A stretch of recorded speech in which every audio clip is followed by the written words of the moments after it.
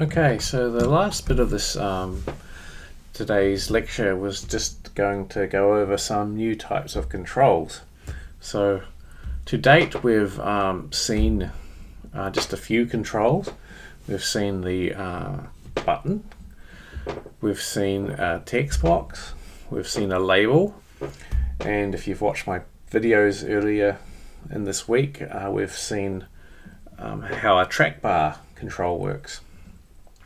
There's a whole lot of controls in C#, and hopefully later on I'll do some live examples where we use some of them, but I'll just quickly go over them for a few slides here, so it won't take long. Okay, so this screenshot of a form shows some controls, and we can see that there's a variety of them there. This is be like a typical form that you see when you go to a website, and then you look at, or you need to enter a whole lot of information such as your name and your gender and your nationality, and you need to click various things about yourself. So this would be a typical type of form that you'd get when you need to fill in certain situations. And it's made up of a number of different types of controls depending on what type of information you need to enter. So we can see that up the top there's some text boxes. That's well and good. We know all about text boxes, so setting up some text boxes for a user to enter their name and their email address should be easy. Let's move on. The next type of control is interesting. So this is called a radio box, and in the example here it's used to have the user select whether they're male or female. The interesting thing about the radio box control is it presents some mutually exclusive options. So the idea is that you can only select one of the buttons, but not the other one. Okay, so you can't select both. You can select. You can either say that you're female and not male, or you can say you're male but not female, but you can't select both. And you can also not select none of the controls. Okay, so normally you're forced to choose at least one. Okay, you may be interested why these are called radio buttons, and the reason is that the name comes from the way that radios were actually built. So radios, when they, the old-fashioned radios from the 1950s and even later, had this sort of panel of buttons, and you could click on one of them, and each button would correspond to a particular radio channel. So the idea was that you'd press one of these buttons, you'd tune it to the channel that you liked using these knobs, or one of these knobs. One is probably volume, the other one's probably tuning, and then the machine would remember what the setting was. So if you press the button again, it would come back to that particular radio frequency. And since you could only listen to one radio channel at the same time, it made sense for you not to be able to press two buttons at the same time, so you could just press one. So in this case, the M button is pressed, that gives you one channel. If I pressed K, then K would be depressed and the M button would come out. And so that's where the term radio comes from. And this was made using a thing called a mechanical interlock, which forced any other buttons that were pressed to come out whenever you pressed one of the other buttons in. Okay, so that's where the name radio button comes from. So we can have those kinds of buttons on our forms. And if you look on C# on the right hand side of the user interface, there's a toolbox, and it has a list of controls, and you can drag the controls across and put them onto your form, and you can set up groups of radio buttons. The next control is called a list box. So this is quite an important control. This is useful when the user has to enter a string, so such as a country, but there's only a limited number of choices. So we know that there's only a certain number of countries in the world. You can go online and find the list of all the country names. With a list box, the idea is that you would put those country names into the list box control, and then the user can click on this. It'll bring up a menu on top of your form showing you all of the countries, and then you go down and select the one that you want to enter. And the idea is that that saves typing. If I use the text box, then everyone have to type their own country name in, and there's plenty of scope for error. I could be typing New Zealand and I could misspell it, and so there could be 100 people typing in their country names, so there might be 100 different misspellings. The reason we use a list box is to prevent that. So there's just a pull down menu, and you select which country you prefer. The next type of control is a checkbox. So this is just a little square that you tick on, that you click on, and then a tick appears, and the checkboxes have a label next to them which explains what they are. These are like a radio button, except that you can choose more than one option, or you could choose no options. So you can choose no options, any number of options, or all options if you want to.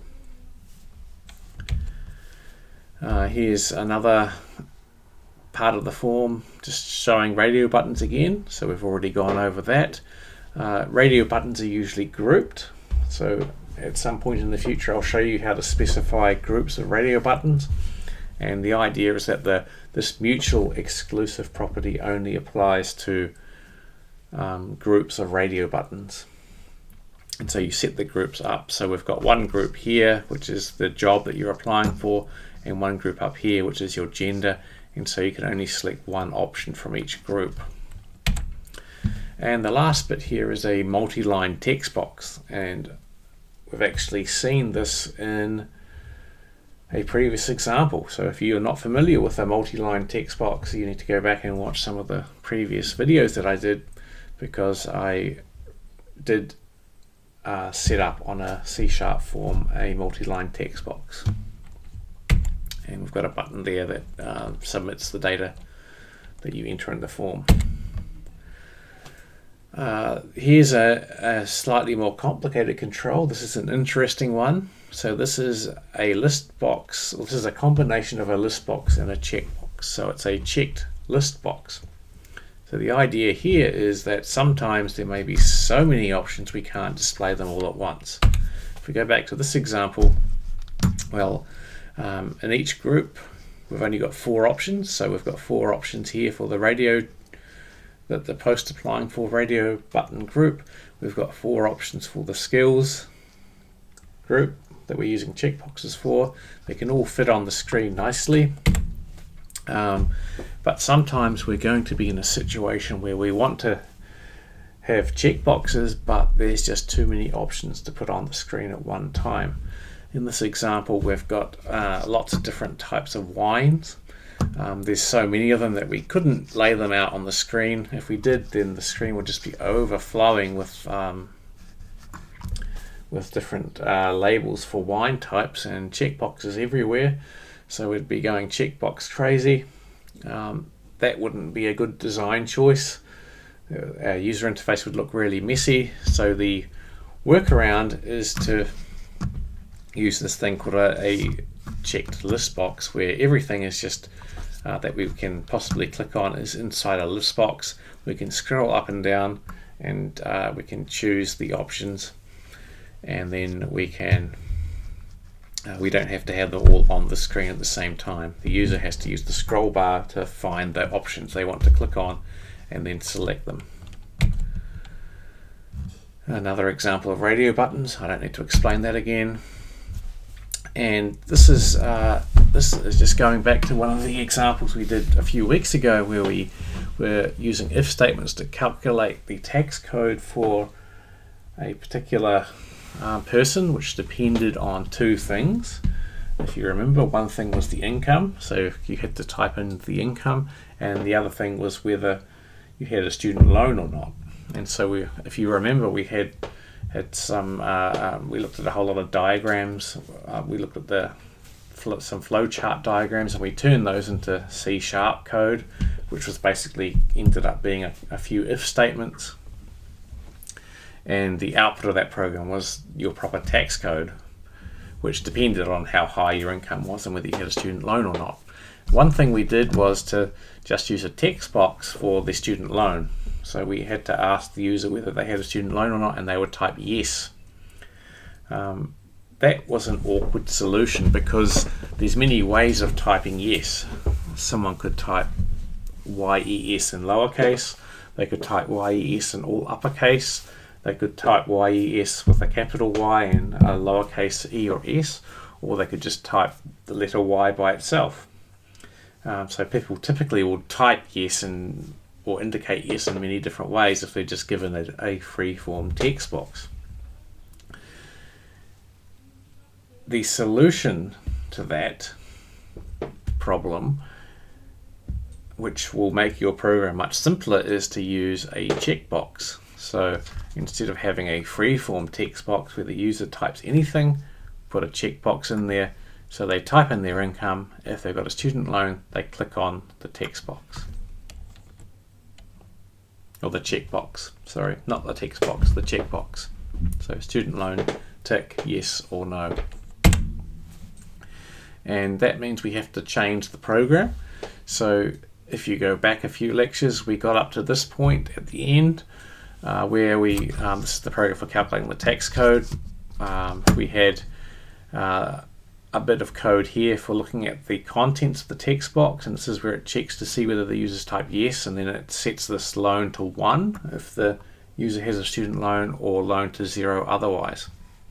And this long if statement here was calculating the part of the tax code that depends on your income, and then after that we then appended SL to the tax code if the student loan if loan was equal to 1. If we're using a checkbox, we can actually simplify that code a lot. We can delete this bit here, and we can completely change that. The way we change it is we say if loan checkbox dot checked, then tax code equals tax code plus SL. So SL is the part of the code that indicates a student loan. Let's examine this if statement in a bit more detail. Well, we've got a normal if statement, so we know that an if statement consists of an if followed by an expression. Here's the expression, and the expression consists of loanbox.checked. Okay, now loanbox.checked means go and find the checkbox called loan checkbox and look at its checked property. The checked property can be true or false, so it's a Boolean value, right? So it's true if the user's clicked it. It's false if the user hasn't clicked it. So in this case, the user has clicked the checkbox. So loanbox.checked will be true, which means that this statement here executes and we add SL to the end of the variable tax code. If the user hadn't clicked this, then loan checkbox.checked will be false. So this expression would be false, so the if statement here would evaluate a false expression. There's no else part to it, so this statement here wouldn't happen. Nothing would happen effectively. So tax code would remain unchanged. It wouldn't get an SL added to it. Oops, excuse me.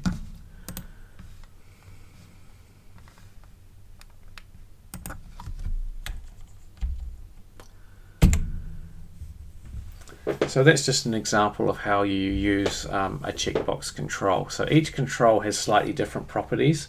I've also done the example where I used a track bar control, and that had properties minimum and maximum that are quite important, which you could either change in the editor, and then it had the property value where you could read what the track bar control had set.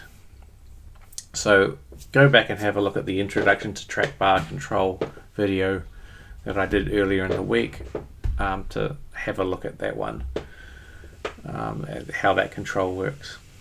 Okay, so that's pretty much all I wanted to cover in this lecture. So I will post more videos for the remaining lectures of this week very soon.